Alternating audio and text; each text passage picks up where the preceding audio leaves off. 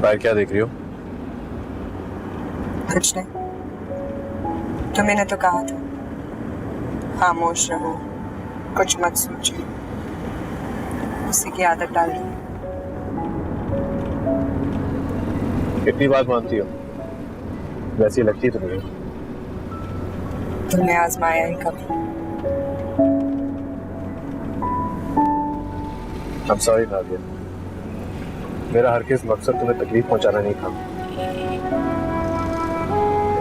मारूफ को तुमसे मुझसे पूछे बगैर बात नहीं करनी चाहिए थी।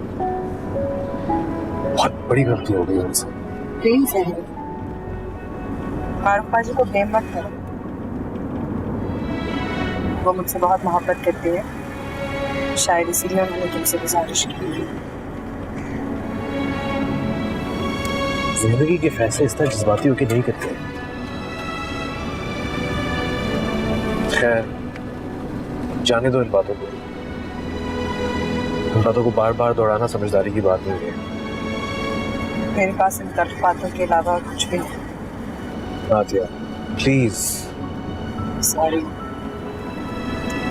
तुम्हारा मूड भी खराब कर दिया। और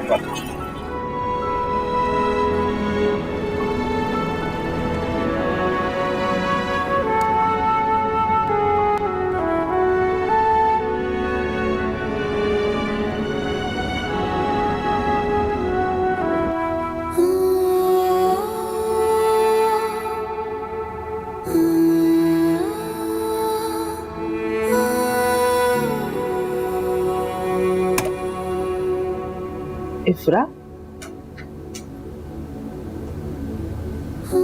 बेटे अब कैसी तबीयत है? चक्कर तो नहीं आ रहे तुम्हें?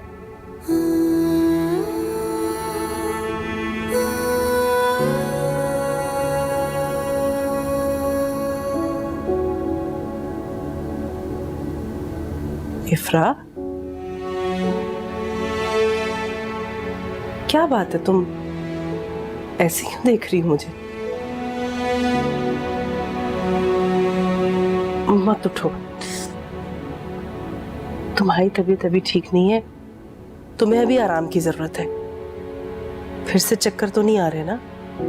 शुक्र है खुदा का कि ज्यादा चोट नहीं आई, वरना जिस तरह से तुम गिरी थी हम तो घबरा ही गए थे। और पता है, तुम्हारे बाबा इतने परेशान हो गए थे कि फौरन भागकर गए और डॉक्टर को लेकर आए। मैं उन्हें बुला कर लाती हूँ। नहीं, किसी को मत बुलाएं। इफ्रा, क्या हुआ तुम्हें? यहाँ देखो, मैं इतना कुछ नहीं, बस मेरे सर में दर्द है। आप जाएं, मैं आराम करूंगी। अच्छा, तुम लेट जाओ, मैं तुम्हारा सर दबा देती हूँ, आराम आ जाएगा। अम्मी, मैंने आपसे कहा है ना, मैं अकेले रहना चाहती हूँ, आप जाएं।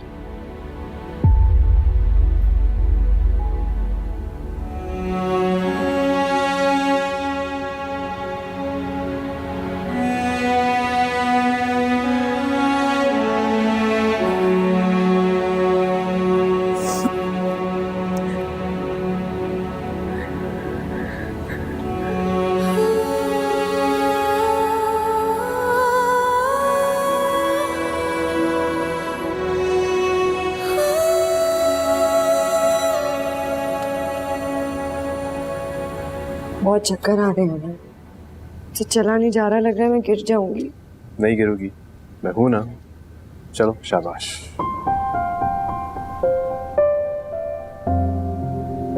ऐसे क्या देख रही हो?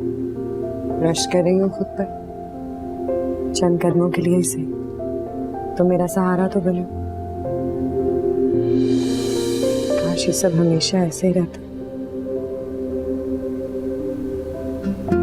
अरे नादिया, नादिया मेरी बच्ची, माशाल्लाह माशाल्लाह, अल्लाह ताला शुक्र है कि साथ खैरियत से मेरी बच्ची घर वापस आ गई। माशाल्लाह, दोनों दिखने में भी साथ कितने अच्छे लग रहे हैं ना।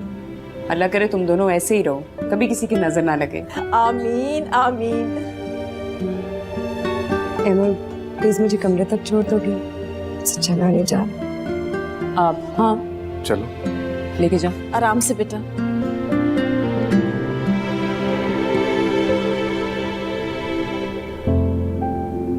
अल्लाह का शुक्र है मारूक, अल्लाह का शुक्र है मेरी बच्ची आ गई खैरियत से वापस।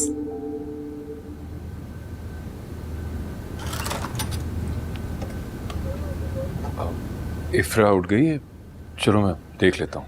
अभी मत जाइए साजिद, उसके सर में दर्द है, वो थोड़ी देर और सोना चाहती है। इतनी देर बाद तो उठी है, अब सोने मत दो उसे। मैं सोच रहा था कि डॉक्टर को दिखा लाता हूँ। चलो मैं देख लेता हूँ। साजिद,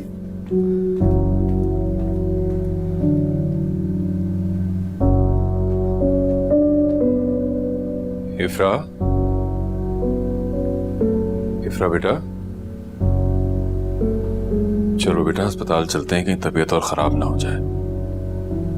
इफ्रा, सो गई है शायद, आप आ जाए। अभी तो बताया था तुमने कि सो के उठी है, इतनी जल्दी कैसे सो गई? नींद में ही थी, दवाई का भी असर है। अच्छा, छोड़े, आ जाए।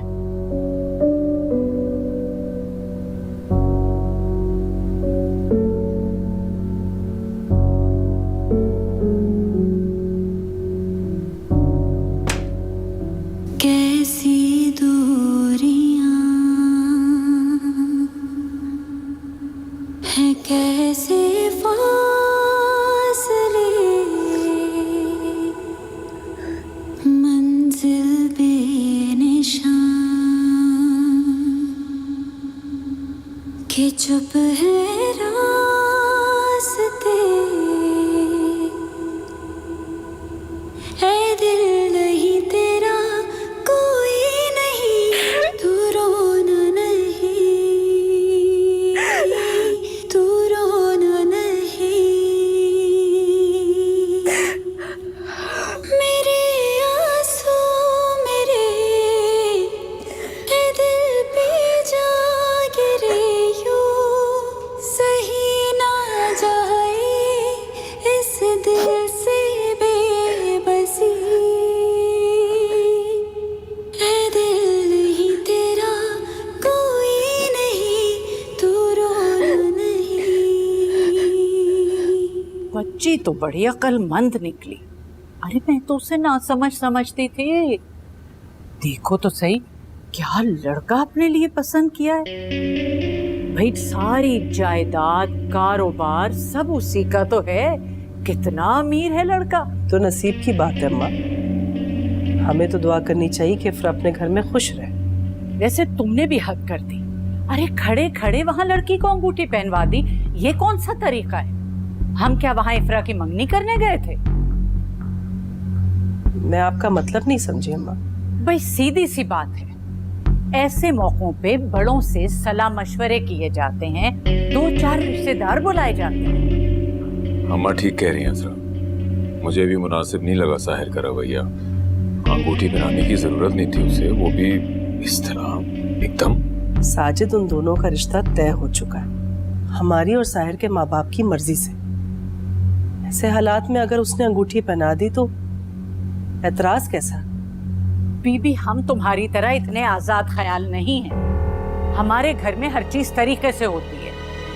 उनको चाहिए था तारीफ लेते और यहाँ आकर शौक से लड़की को अंगूठी पहनाते। तुम वहां चुप खड़ी रही, तुम्हें साहिर को रोकना चाहिए था। सारा दिन गुजर गया, इफ्रा न बिस्तर से उठी, ना ही उसने कुछ खाया है।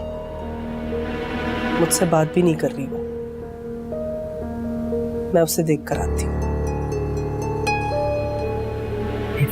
इफ्रा की फिक्र पड़ रही बस। कोई तरीका हुआ भला?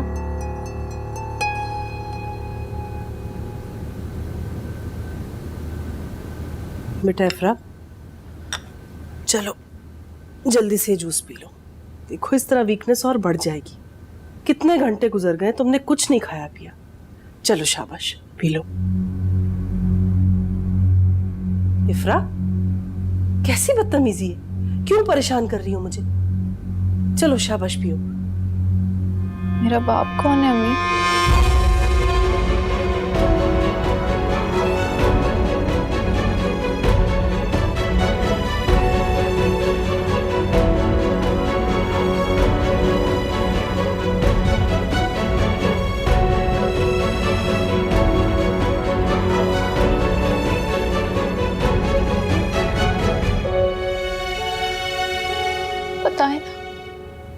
बताए ना मेरा बाप कौन। मैं जानना चाहती हूँ, मुझे प्लीज बता दें कौन। क्या हो गया तुम्हें? ये कैसी उल्टी सीधी बातें कर रही हो? होश में तो हो तुम। बेटा तबीयत ठीक है ना तुम्हारी? देखो मेरी तरफ देखो इफ्रा बेटा, मेरा तो ख्याल है कि हॉस्पिटल ले चलते हैं, कहीं जहन पे कोई असर। मैं बिल्कुल ठीक हूँ और अपने होशो हवास में ये जानना चाहती हूँ कि मेरा हकीकी बाप कौन है। बेटा तुम्हें गलतफहमी हो रही है, तुम हमारी बेटी हो सिर्फ। क्या ही समझती थी मैं भी।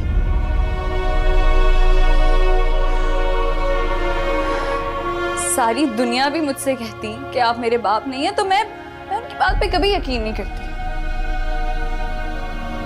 लेकिन मैंने अपने कानों से आपको वो बात करते सुना कि मैं आपकी बेटी नहीं हूं, किसी जाहिल और साइको इंसान की बेटी हूं ना। मैं यही कह रहे थे ना आप दादी से। यही सच है मेरी जिंदगी का। मुझे उस शख्स का नाम और एड्रेस चाहिए अभी इसी वक्त। मुझे नाम जानना है उसका। अम्मी कौन है वो? तमीजुद्दीन हैदराबाद में। कैसी दूरियां हैं, कैसे फासले, मंजिल बेनिशान के चुप है रास्ते,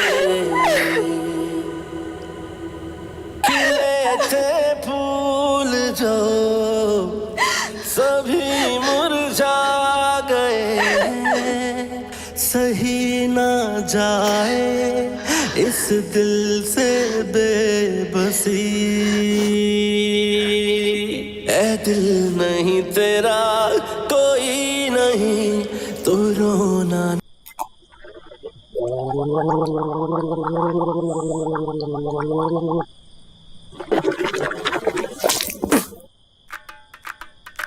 बर्फ की तरह ठंडा पानी है, कम से कम पानी तो ठीक से गर्म कर लेती। लाहौल वला कुव्वत। ये सुन रही हो खराफात? ये घर घर केबल होने की वजह से घर घर में तो सिनेमा खुल गया है। किसी की समझ में ये बात ही नहीं आ रही कि माशरे में ये सारी बुराई, सारा बिगाड़ इसकी वजह से फैल रहा है।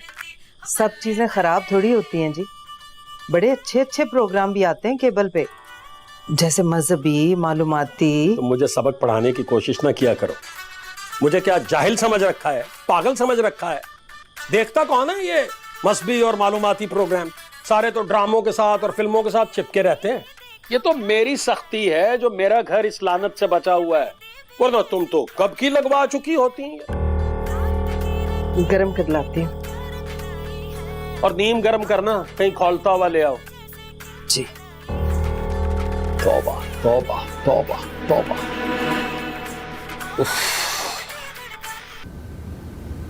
अमर, नुज़रत बाजी बहुत खुश थी और तुम्हारा बहुत शुक्रिया अदा कर रही। क्यों? अरे तुमने एन वक्त पे नादिया को कमरे से निकाला, उसकी देखभाल की, उसको हॉस्पिटल लेके गए, इसलिए। इस बात में शुक्रिया कैसा? अच्छी बात तो यह है कि नादिया की तबीयत संभल गई है, नहीं काफी है। अमर अभी तो वो संभल गई है, लेकिन आगे की गारंटी कौन देगा? मुझे तो बहुत डर लग रहा है कहीं वो लड़की दोबारा से ये हरकत ना कर बैठे। देखो नादिया बहुत हसास और जज्बाती लड़की है। हर इंसान किसी न किसी हद तक हसास होता है और जज्बाती भी। असल बात तो यह है कि अपना इमोशन कैसे कंट्रोल करें, चाहे हालात कैसे भी हों। Listen, I agree with you. तुम बिल्कुल ठीक कह रहे हो। अगर यही बात प्यार और नरमी से नादिया को भी समझाओगे तो वो मान जाएगी, खास तौर पर अगर तुम उसे समझाओगे। अदरवाइज तो वो नुज़रत बाजी की भी नहीं सुनती।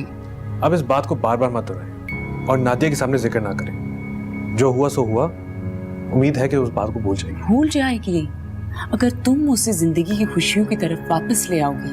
Try to understand. आपने मुझे बहुत मुश्किल में डाल दिया मारो।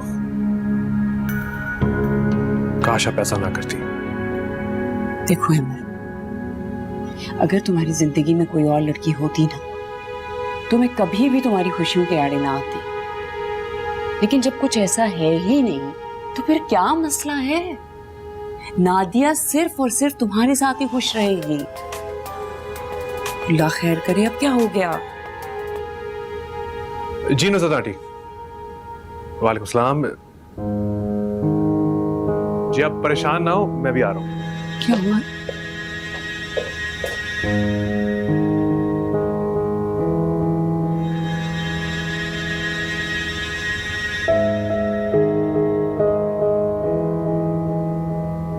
जब से हॉस्पिटल से आई है कुछ खा पी नहीं रही है, इसरार करो तो जिद करने लगती है। डॉक्टर कह रहा है अगर कुछ खाए पिएगी नहीं तो मेडिसिन कैसे लेगी। मेरी तो समझ में नहीं आ रहा है कि आखिर उसने क्या ठान रखी है। ठीक हो जाएगी नुसरत आंटी, वो बीमारी की वजह से जरा चिड़चिड़ी हुई है, हो जाता है। और वैसे भी नादिया शुरू से जज्बाती और जिद्दी है। नहीं है मैम, बात कुछ और है। उसे दुख है किसी बात का। डॉक्टर भी यही कह रहा है कि डिप्रेशन में है। अब तुम मुझे बताओ ना किस बात का दुख है उसे? तुमसे उसका रिश्ता तय होने जा रहा है। उसकी सबसे बड़ी ख्वाहिश जिंदगी की ये थी कि उसकी तुम्हारे साथ शादी हो जाए, फिर ये सब कुछ क्यों? देखिए, नादिया की सेहत से बढ़कर और कुछ भी नहीं है, हमें इस पे फोकस करना पड़ेगा। अगर वो इस तरह डिस्टर्ब रही तो कॉम्प्लिकेशंस बढ़ सकती हैं, खुदा न खास्ता। अहमद, ये काम तुम्हारे अलावा और कोई नहीं कर सकता। उसकी खुशी तुम पर ही शुरू होती है और तुम पे ही खत्म होती है। अब तुम इसे मेरी खुदगर्जी समझो या जो भी है, अमर, मेरी तुमसे रिक्वेस्ट है कि मेरी बेटी को जहनी मरीज बनने से बचा लो। तुम्हारा मुझ पर बहुत बड़ा एहसान होगा अमर। ऐसे शर्मिंदा तो मत करें मुझे, नादिया जरूर ठीक हो जाएगी इंशाल्लाह। वादा करो मुझसे अमर कि तुम मेरी बेटी को अकेला नहीं छोड़ोगे। है कहाँ नादिया? वो बाहर लॉन में है।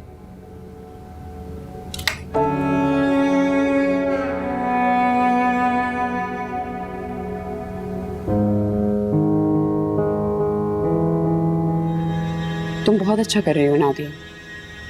अगर सब कुछ ऐसे ही चलता रहा ना तो अहमर सिर्फ तुम्ही से शादी करेगा, उसको करनी पड़ेगी शादी। और वैसे भी मैं अहमर को किसी और के साथ नहीं देख सकती, और यही मेरी दिली ख्वाहिश भी है। सिर्फ आपकी ही नहीं मारूफ बाजी, मेरी भी। बहुत मोहब्बत करती हूँ मैं अमर से। एक ना एक दिन उसे मेरी मोहब्बत की कदर जरूर होगी। अपने अलावा किसी को नहीं आने दूंगी अमर की जिंदगी में। ऐसा ही होगा मेरी जान। अच्छा मेरी बात सुनो, अहमर तुम्हारी तरफ निकल गया, पहुंचने ही वाला होगा। उसे पता नहीं चलना चाहिए कि हम लोगों ने ये सब प्लान किया है। बस अगर आप इसी तरह मेरा साथ देती रही ना तो ये सब कुछ बहुत जल्दी मुमकिन हो जाए। अहमर, तुम कब आए? मैं अभी। मैं मारूफ बाजी से ही बात कर रही थी। फिर तो उन्होंने तुम्हें समझाया होगा। किस बारे में? यही कि नुसरत आंटी को परेशान मत किया करो और कम से कम खाना तो खा लिया करो। हाँ, यही कह रही थी मारूफ बाजी। मेरा ख्याल रखती है ना बहुत। चलो कुछ खाते हैं। चलो। हमारे जमाने में लड़कियों को इतनी ढील देने का रिवाज नहीं था। ये तो मैं हूं जिसने तुम्हारी बेटियों को इतनी आजादी दे रखी है।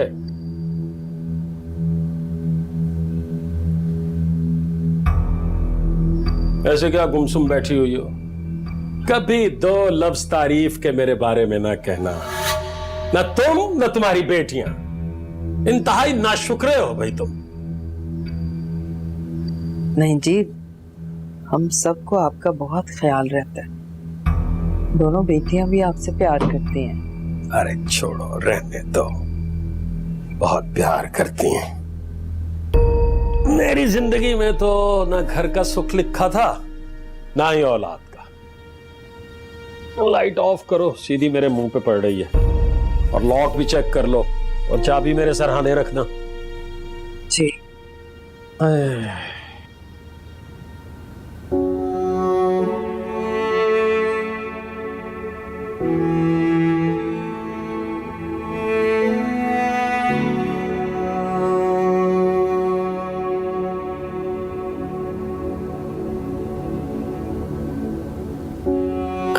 थे वो आपको?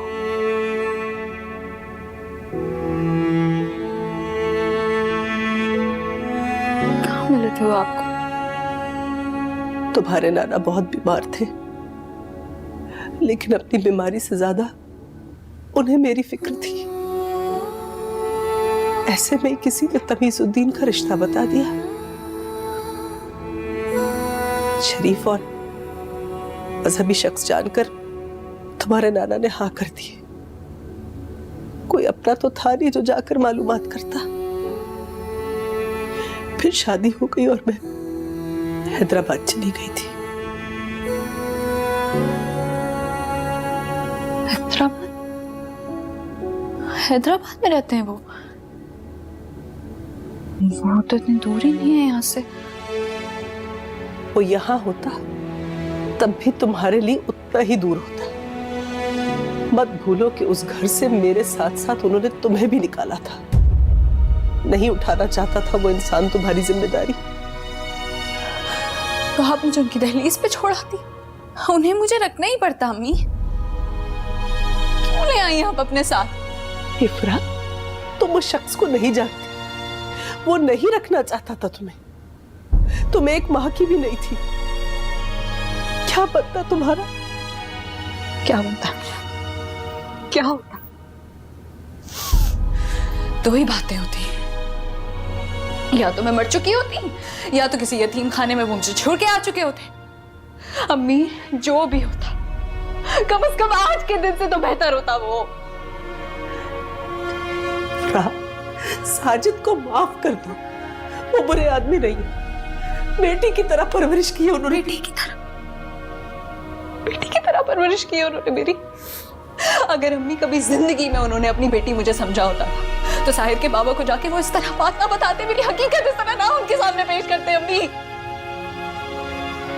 सच तो ये, इतने साल तक उन्होंने ये बात अपने दिल में संभाल के रखी कि मैं उनकी नहीं, तमीजुद्दीन की बेटी।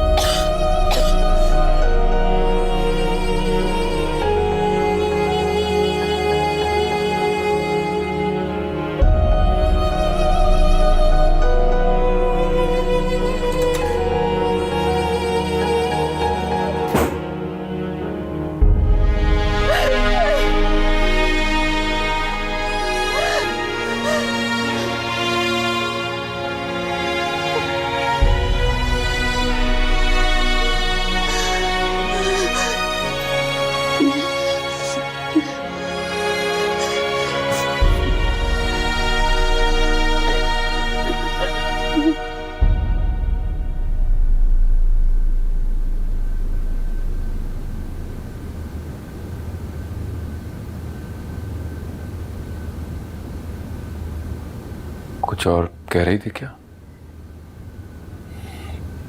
जो कुछ हुआ मुझे उसका अफसोस है।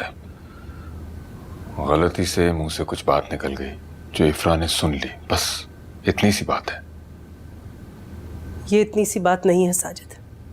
इफ्रा के लिए तो हरगिज नहीं। उसकी तो दुनिया ही बदल गई। वो खुद इतना बदल चुकी है। अब इस बदली हुई जिंदगी के साथ न जाने वो कैसे जिएगी। तुम जज्बाती हो रही हो अज़रा।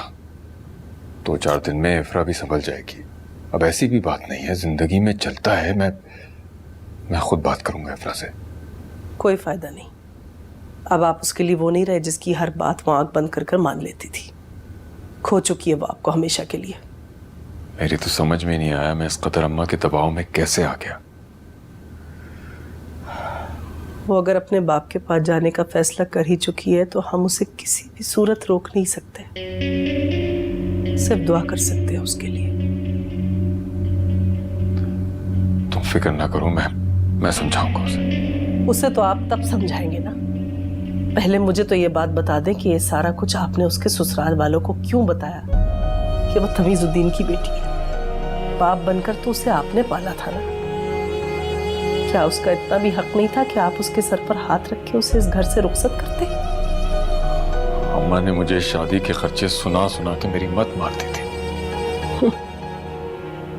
वो खर्चे जिनका बोझ उसने कभी आप पर डाला ही नहीं, मगर आपने उससे उसके आइडियल बाप को छीन लिया।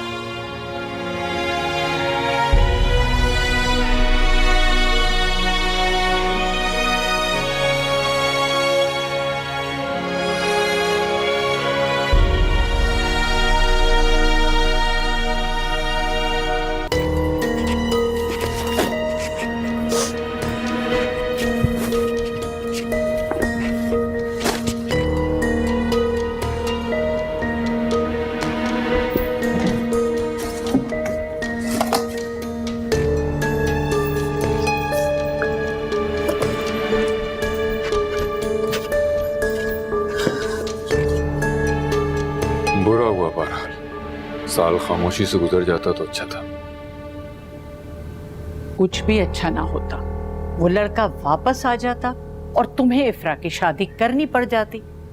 वो अपने बाप की भी नहीं सुनता, साफ नजर आ रहा है। तो अम्मा वक्त बढ़ा लेते ना, लड़का तो अच्छा है ना, मुझे इतनी जल्दबाजी नहीं करनी चाहिए थी। अरे तुम खामखा खुद को इल्जाम मत दो। वो लड़का हथेली पे सरसों जमा देता और फिर तुम्हें शादी करनी पड़ जाती, वो भी इतनी खर्चे वाली।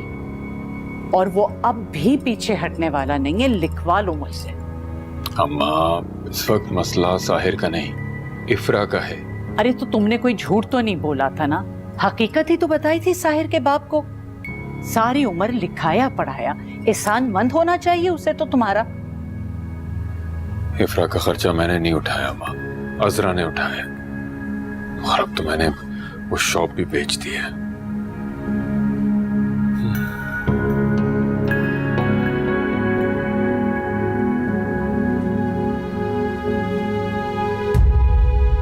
इफ्रा, ये क्या बेवकूफी कर रही हो?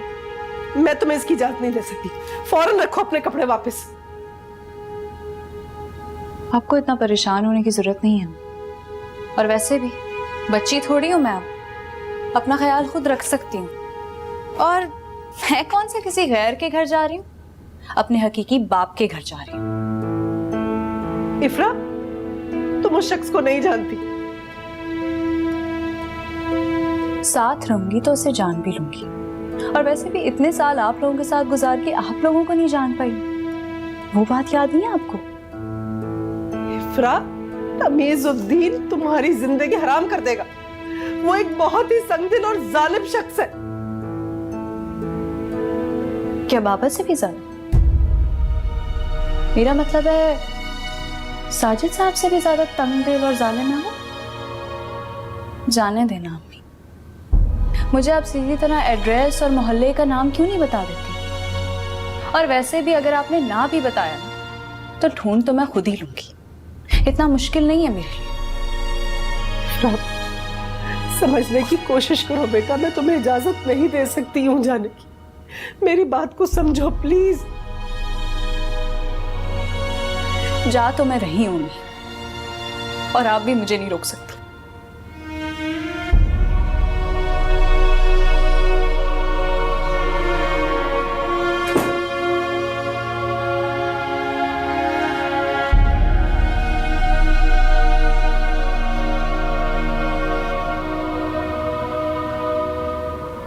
वो शायद मेरा मतलब था कि मैं कुछ ना कहें बाबा, आपको कुछ कहने की जरूरत नहीं। मैं तो बस आपको खुदा हाफिज कहने आई थी। अल्लाह हाफिज।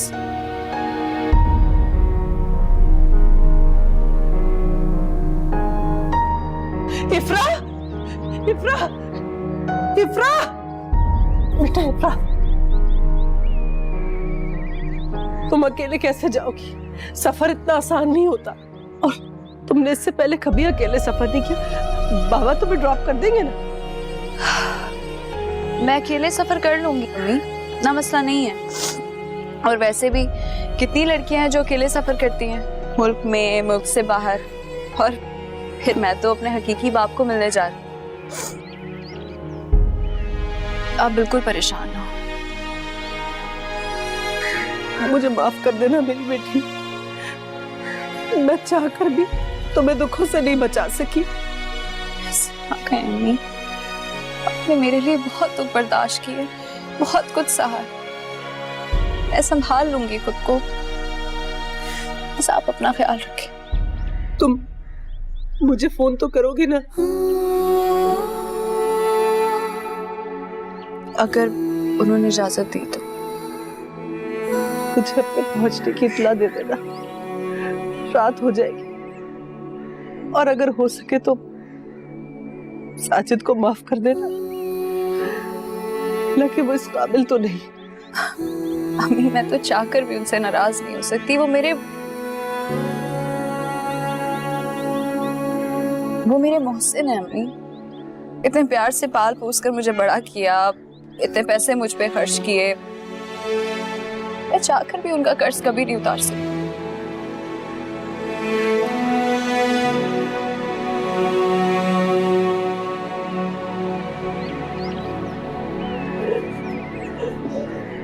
कोई एहसान नहीं उनका तुम पर इफ्रा, आज तक कोई पैसा नहीं लगाया उन्होंने तुम पर।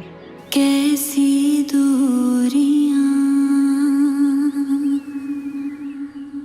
हैं, कैसे फासले,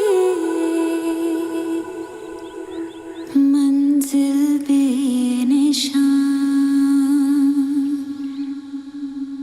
के चुप है रास्ते। मेरे आंसू मेरे ए दिल पे जा गिरे, यूं सही ना जाए इस दिल से बेबसी। ए दिल ही तेरा कोई नहीं, तू रोना नहीं। ओहो साहिर, हो सकता है बेटा इफ्रा मसरूफ हो या फोन ना चार्ज किया हो। इंसान घर पर होता है तो कभी कभी ख्याल नहीं भी रहता।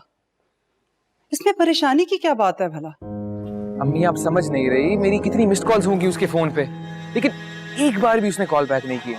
मैंने कहा ना, 100 काम होते हैं इंसान को घर पे। मेहमान आ सकते हैं या वो कहीं जा सकती है, इसमें परेशानी की कोई बात नहीं है।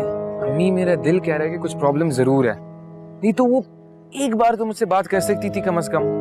आप प्लीज जाएं उसके घर और उससे कहें कि वो मुझसे बात करें। लेकिन बेटा अभी तो वो हमारे घर से होकर गए हैं, यूं फौरन जाना मेरा ख्याल अच्छा नहीं लगेगा। साहिर वैसे भी तुम्हारे जाने की वजह से मैं बहुत टेंस हूँ बेटा। ओहो अम्मी वो आप समझ नहीं रही। चले छोड़े, मैं फिर से ट्राई कर लेता हूँ, लेकिन अगर आज मेरी इफ्रा से बात नहीं हुई तो आपको फिर उसके घर जाना ही होगा, प्लीज। ठीक है बेटा, मैं चली जाऊंगी, बस तुम परेशान मत हो। Take care. ठीक। कैसी दूरियां है, कैसे फासले, मंजिल बेनिशान के चुप है रास्ते। खिले थे फूल जो सभी मुरझा गए हैं, सही ना जाए इस दिल से बेबसी। ऐ दिल नहीं तेरा कोई नहीं, तो रोना नहीं। ऐ दिल नहीं तेरा कोई नहीं, तू रोना नहीं, तू रोना नहीं। लगाया एक तरफा प्यार का क्यों दिल पे पहरा है,